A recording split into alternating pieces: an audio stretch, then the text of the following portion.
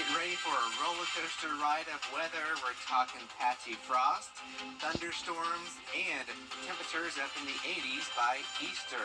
Details straight ahead in your 5 for 6 forecast. Right now on News Channel 6 at 6, a local farm hosts an Easter egg hunt. How they're working to give families with special needs children a fun-filled Sunday.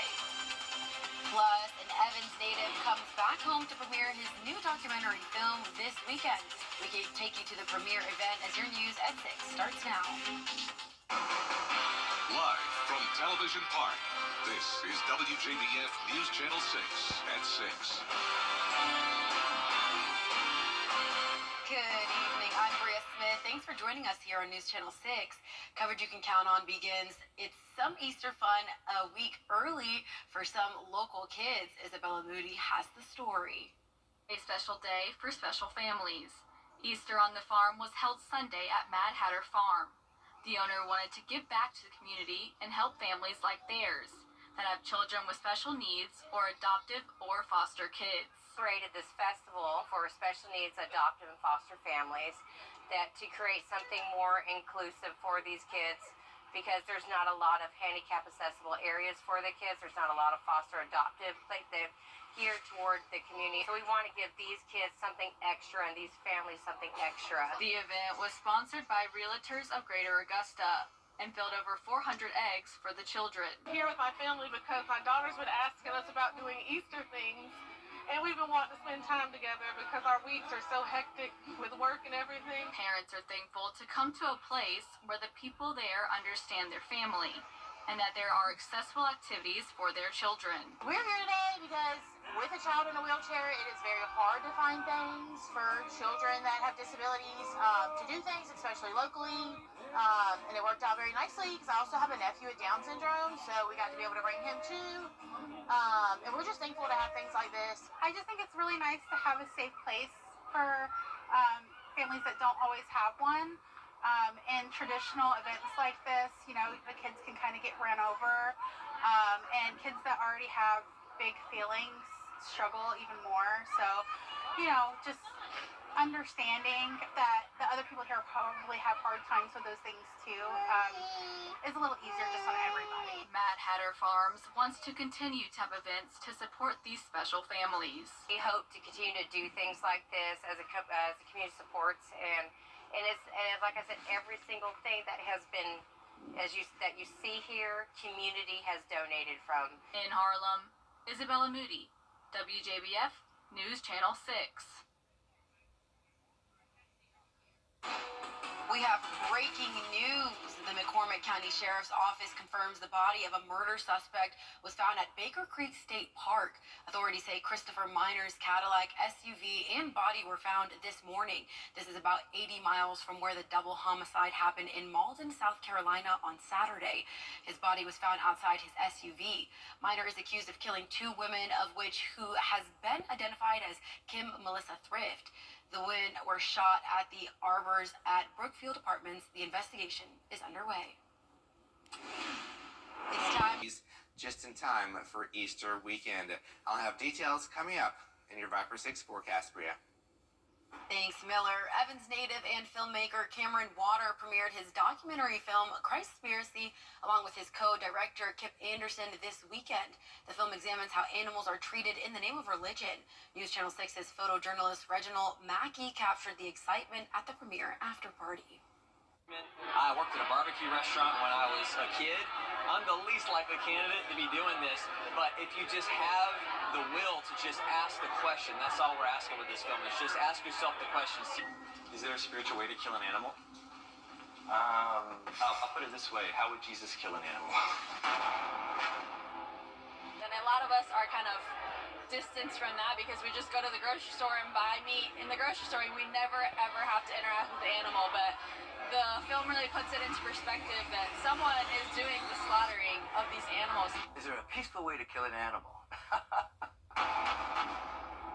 If Jesus was here and he saw that 90 billion land animals are killed every year for food and 99% of them are in factory farms, it might raise an eyebrow. So I really wanted to know, what would Jesus do about this? It's a great movie. Regardless of your spiritual belief, they touch not just Christianity, Hinduism, Buddhism, watch it because it gives help writing his perspective. Regardless if you go away from it loving animals more or less, I think it's good for everyone to be exposed to and open that question. This is just trying to call me forward towards asking deeper questions about how we treat God's creatures on planet Earth. Or danger making a film like this? Yeah, you just wait and see. You just wait and see. If you would like to see the film, you can visit their website, Christspiracy.com. We are cleaning up the confusion over real estate on the next edition of the Means Report. The National Association of Realtors recently settled a lawsuit that focused on commissions. We talked to two of the people in charge of the Maybaum Real Estate to find out whether this settlement impacts home buyers and sellers. The plaintiffs' attorneys and these plaintiffs are not wanting to spin the real estate industry on its head, right? What they want is more transparency, and they want the sellers to have the option to say, hey, buyer, you can afford to pay for your own broker. You need to pay something for your broker, not putting it all on the seller, right? Okay. Which they believe will reduce home prices and make it less expensive to sell your home. Okay, That's the whole idea behind it. John Cates and John Chambers do a great job of explaining the world of real estate to us. They also have advice if you are trying to buy or sell a home. Join us for the Means Report Monday afternoon at 12:30 right here on News Channel 6. Court records reveal that South Carolina eviction filings are on the rise. Those records show landlords filed 400,000 evictions between March 2020 and February 2024. Officials with the American Civil Liberties Union argued that rent is going up, but wages are not increasing. Leaders of the NAACP are now trying to pass two new state laws.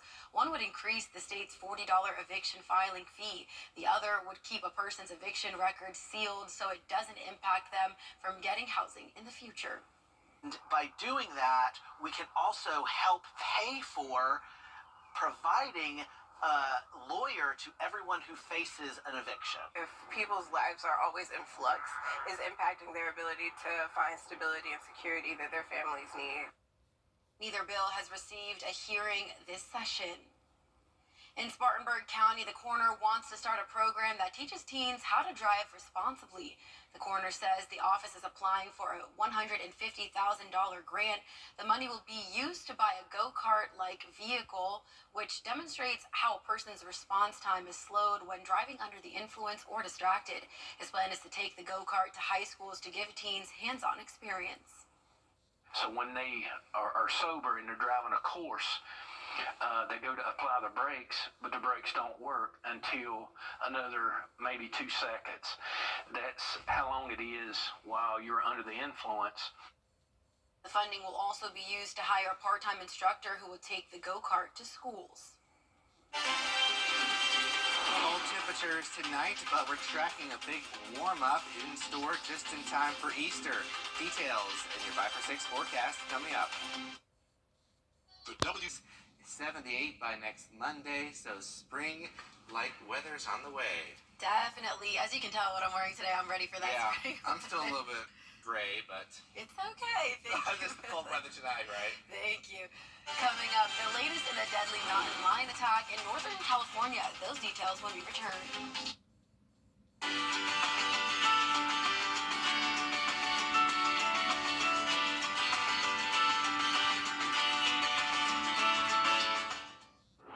Convoy and Associates today. Over the years, thousands of people have gotten their hands on one. And who knows, you could be next. Win your very own Good Morning Augusta coffee mug at WJBF.com/coffee club. Sponsored by Honda Cars of Aiken. A deadly mountain lion attack in Northern California. Authorities say a 21-year-old man was killed while hunting with his brother near the El Dorado National Forest. Zoreen Shaw reports. We got a report of a subject attacked by a mountain lion. Code 3 fire and medical are en route now. A weekend outing for two brothers in Northern California taking a horrific turn after the El Dorado County Sheriff's Department says a mountain lion attacked, killing one of the men and leaving the other one with traumatic injuries to the face. Medical is with the first patient, 18-year-old male, who last saw his brother, a 21-year-old male, pinned down by the mountain lion. The attack unfolding Saturday afternoon while the brothers, ages 21 and 18, were searching for shed deer antlers near the El Dorado National Forest, about 52 miles northeast of Sacramento. Deputies say the 21-year-old was found dead with a mountain lion nearby 30 minutes after his brother called 911. The mountain lion was facing the deputies, and in an attempt to get to the individual to render first aid, they discharged their firearms. California's Fish and Wildlife calling it the first fatal mountain lion attack in Northern California in 20 years. But residents say seeing mountain lions in the area is common. We're overpopulated with them by all means. Yeah. So they used to be hunted back in when I was a kid up here. We'd go hunting and they banned hunting on them, and we are overpopulated. Yeah, the sightings nonstop up here now. See them in packs, 2 or 3, and that wasn't common. The 18-year-old was taken to the hospital. Game wardens recovering the body of the mountain lion. Zoreen Shah, ABC News, Los Angeles. Biggest Easter event ever.